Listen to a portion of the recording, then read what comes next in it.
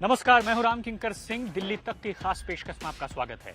आपके सामने हाजिर हूं एक ऐसा मसला लेकर जो इस समय सबकी जुबान पर है।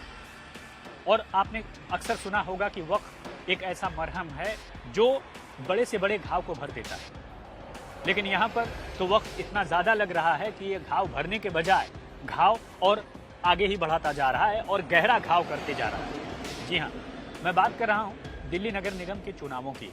वो चुनाव जो होने थे लेकिन नहीं हुए। हर कोई यही सोच रहा है, पूछ रहा है और जानना चाह रहा है कि आखिरकार दिल्ली नगर निगम के चुनाव कब होंगे।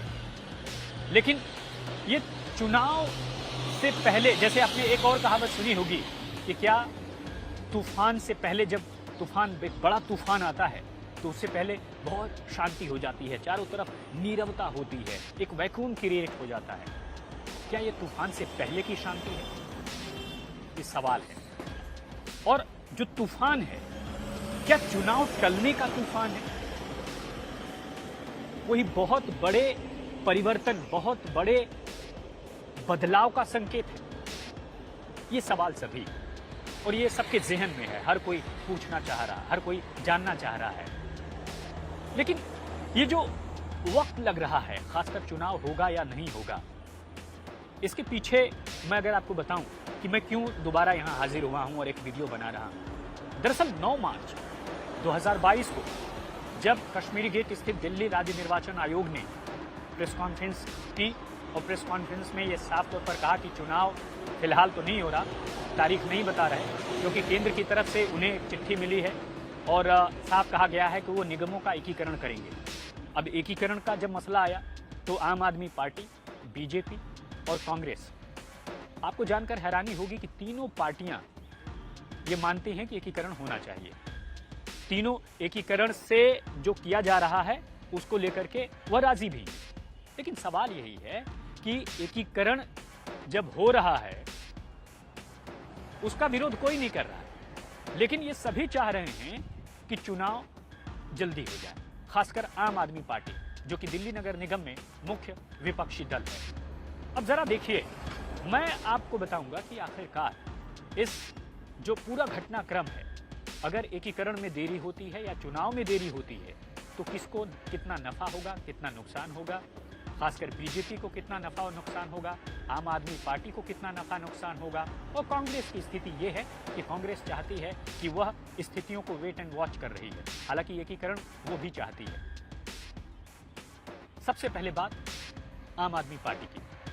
दरअसल पंजाब में अप्रत्याशित जीत के बाद आम आदमी पार्टी लगातार ये चाह रही है कि पंजाब में जिस तरह से उसे अप्रत्याशित जीत मिली उसे पूरी तरह से भुनाया जाए, क्योंकि आप जानते हैं कि चुनाव माहौल का खेल होता है। एक माहौल बनता है, उस माहौल में सबका मूड होता है और उस मूड में अगर चीजें क्लिक हो जाती हैं तो जाहिर तौर पर सारे वोट भी उन्हीं के पक्ष में हो जाते हैं।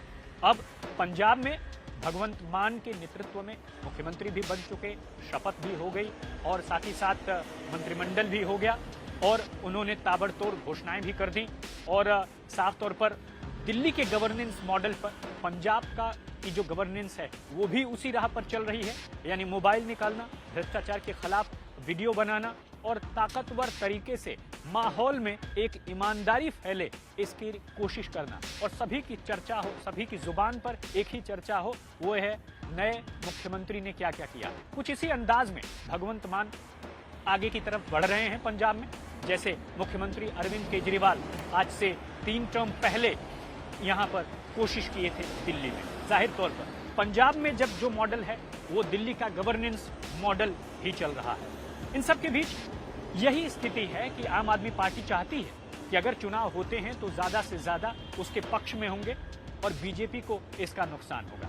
दूसरी तरफ बीजेपी चाहती है, जिस तरह से 15 सालों का एंटी इनकम्बेंसी फैक्टर है, उसके कुछ ऐसे कारनामे हैं उनके पार्षदों के जिसे लोग पचा नहीं पा रहे। लिहाजा अगर ये चुनाव अभी हो जाता है तो बहुत दिक्कत होगी, बहुत मुमकिन है कि उनके पक्ष में ये बातें ना आए।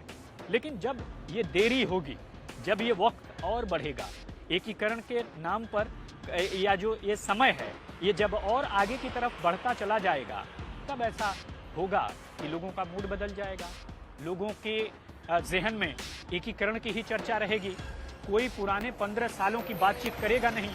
ठीक उसी तरह से जब पिछले बार चुनाव हुए थे और कई पार्षदों के टिकट काट दिए गए थे, सबको लगा था कि जिनके टिकट कटे हैं वही रिबेल का काम करेंगे, बागी होकर बीजेपी के खिलाफ काम करेंगे। और हुआ भी ऐसा कि लगातार कई पार्षदों ने कोशिश की, लेकिन फैसला इनके पक्ष में आया।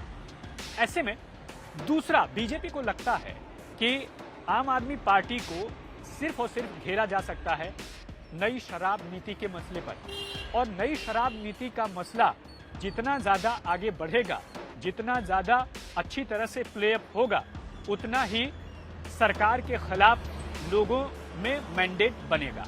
लिहाजा वो चाहती है कि ताबड़तोड़ तरीके से कम इस पर वो बढ़त हासिल कर सके। और अगर एकीकरण में टाइम लगता है तो उनके पक्ष में चीजें आ जाएंगी। आम आदमी पार्टी के लिए भी नफा इस बात से है कि अगर ये एकीकरण का मसला चलता है तो जाहिर तौर पर बीजेपी शराब नीति के मसले पर उतना प्ले अप नहीं करेगी, जितना उसे सवाल पूछा जाएगा कि एकीकरण क्यों नहीं हो रहा है या इसमें वक्त क्यों लग रहा है। तो जाहिर तौर पर दोनों पार्टियों को नफा नुकसान बेहद ज्यादा है, लेकिन बराबर का हर पार्टी अपने तरीके से फायदा देख रही है कि किस तरह से एकीकरण होता है तो उसे कैसे फायदा मिलेगा, और आने वाले दिनों में जब चुनाव होता है तो उसे कैसे फायदा मिलेगा।